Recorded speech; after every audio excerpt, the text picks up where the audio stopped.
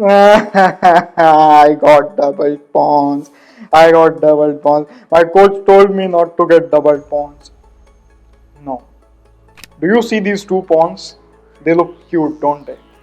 However, the problem is they look cute only outside the chessboard. When they are on the chessboard and they are one on top of the other, the problem is they do not look cute. These are called as doubled pawns, and majority coaches say that doubled pawns are always bad.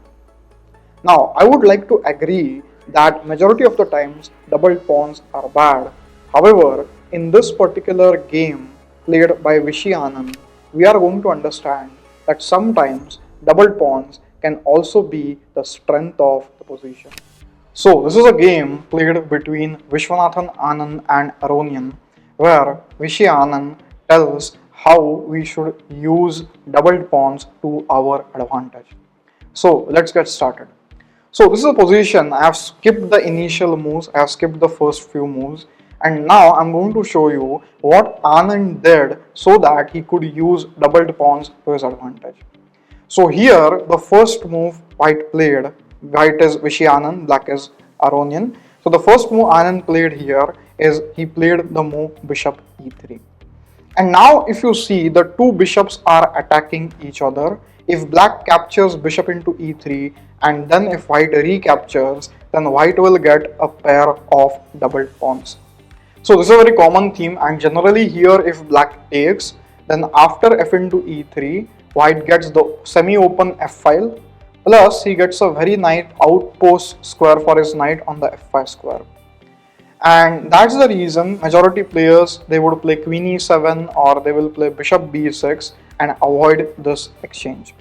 However, in this particular game, Aronian just took bishop into e3, and he thought that after bishop into e3, after f into e3, black can get some advantage with the double pawns.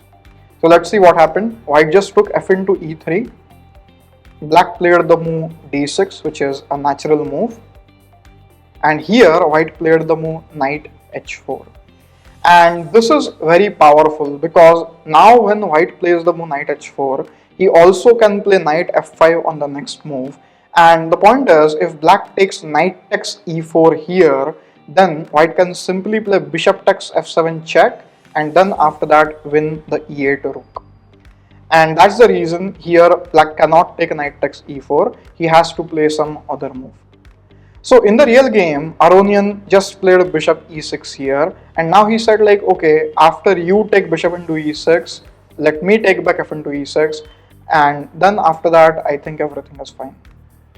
And this is the moment where I encourage you to think for some time. You can pause the video right now and think about this position for some time. Once you think about the best move for white, you can resume the video and you can see what Vishy Anand played.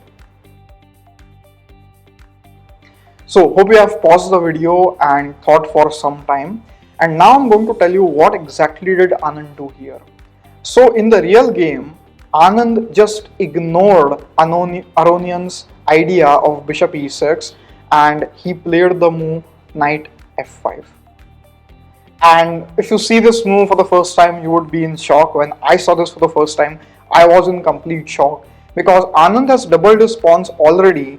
Now he's doubling his pawns one more time. What exactly could be the reason he's doing that? And the simple reason for doing that is because currently the position is closed. If you see right now, the position is closed and there is no way for black to start a direct attack. So if you just imagine that if black didn't have the d6 pawn, then such a decision would be just suicide. If he didn't have the e5 pawn, then the decision will be again suicide. But because the position is closed, that's the reason we can say that in this particular position, white does not face any problems. So black took bishop into c4, white took d into c4, and now you see that white has doubled his pawns not once but twice in order to get an advantage. So the black player played the move king h7 here. So black is just making some improvements, he just wants to make his king safe. But now white plays queen f3. He connects the rook by moving the queen away, which is a basic opening principle. Black plays knight b8 here, and again this is another critical moment for you. You have to think for some time here, pause the video again and tell me what is the best continuation for white here. Comment in the chat first and then come back to this video. Okay, so I hope that you have thought for some time and have commented the best variation in the chat. So in this particular position, Anand played this amazing move, knight takes h6 exclamation mark. And you may say, like, what is happening? Can't the pawn just take or can't the king just take? But that's not so simple. Because if black takes g into h6 here, then white will simply play queen into f6, queen into f6, rook into f6, and you see white is a full pawn up. And that's the reason black is almost forced to capture king into h6.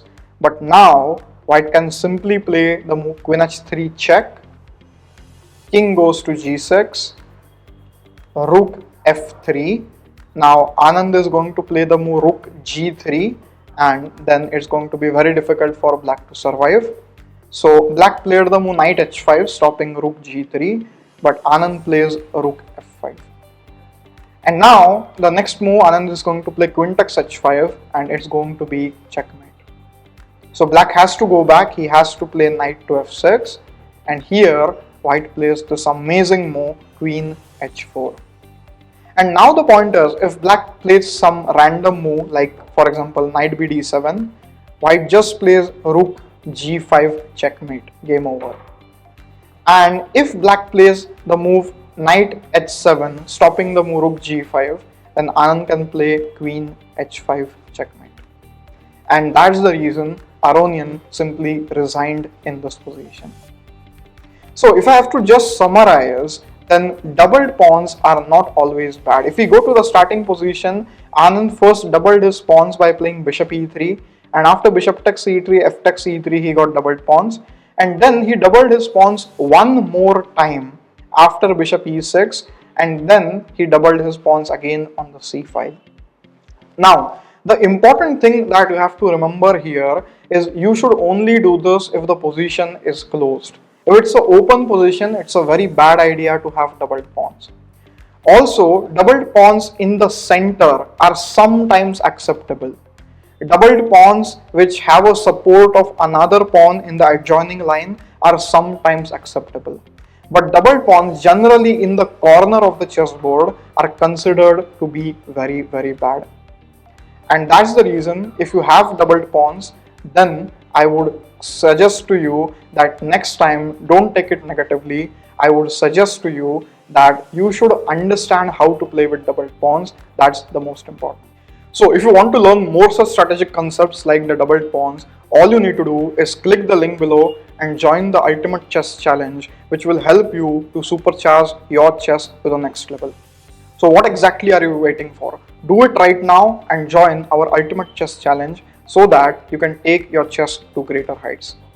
I hope you enjoyed this video, and if you like it, give it a thumbs up and comment in the chat what you feel about this game, which was Anand versus Aronian. So hope you like that. Do it, comment in the chat and tell me what are the other topics you want me to cover in the next video. Thank you everyone. Bye bye.